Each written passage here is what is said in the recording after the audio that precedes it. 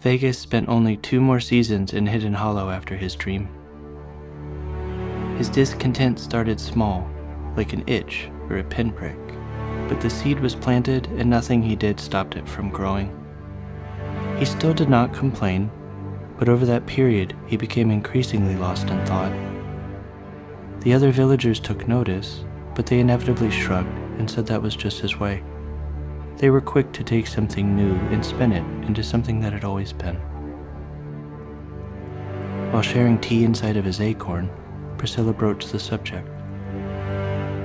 "You are only half here these days," Priscilla said. "What's been on your mind?" Vegas stared down at the tabletop, searching for where to begin with a worried expression on his face. After a long pause, Priscilla smiled and said, "The general idea is fine. I've been having a lot of trouble keeping my mind in one place," Vegas admitted. "Even in the middle of conversation, my thoughts just keep turning to the forest." "Well, you've always wondered about it," Priscilla said. Vegas shook his head. "No, not like this. This is different. I'm not just curious. It feels strangely important, like there's something I'm supposed to be doing." "Such as?" Priscilla said, worry creeping into her voice. "I don't know. That's what makes this so odd. I can have the most intense feeling that I am not supposed to be here anymore. I just can't say why." Priscilla considered her next words very carefully. "I think it's time you spoke with the great tree," she said. Vegas thought about that for the rest of the night. 2 days later, he took her advice.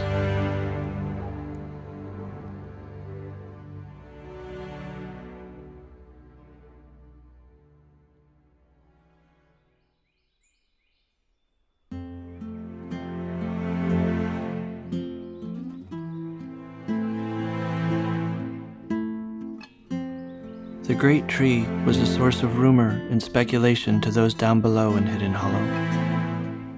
Many believed it was listening to multiple voices at once, some traveling up through the soil, while others were in the wind or the clouds.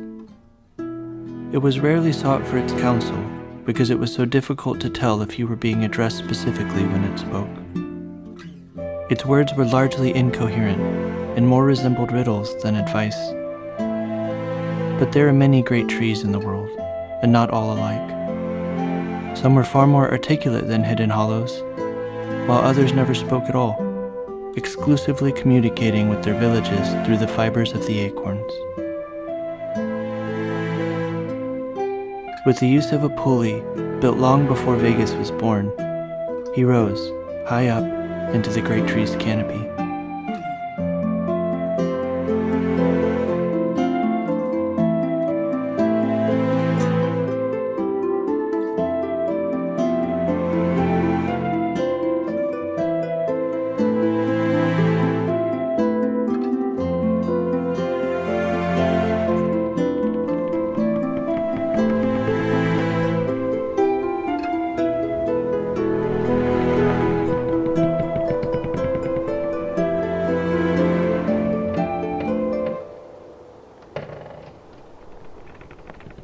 The great tree's eyes were glossy and unfocused, like small orbs floating in pools of ancient ink, and it whispered strange phrases into the wind. Vegas couldn't make sense of them. Not exactly sure how to begin, he finally chose a direct question. "What does the forest want from me?" The great tree ceased whispering abruptly. Its eyes pulled into tight focus, and its gaze locked onto Vegas. There was no doubt it was speaking directly to him. "You have had a dream." Vegas nodded slowly, startled by the feeling of the great tree's attention. Heavy, like being trapped under too much snow. "You must pay heed. The bell will only grow louder until it is all that you can hear. It took Vegas time to find his voice again. What was that dream? He finally asked. Why did I have it? You must have the dream to wake up. Vegas didn't understand, but instinctively knew better than to press for an explanation. What is the bell? He asked instead. And why can no one else hear it? Your answers are found at the end of the world. Is that a place?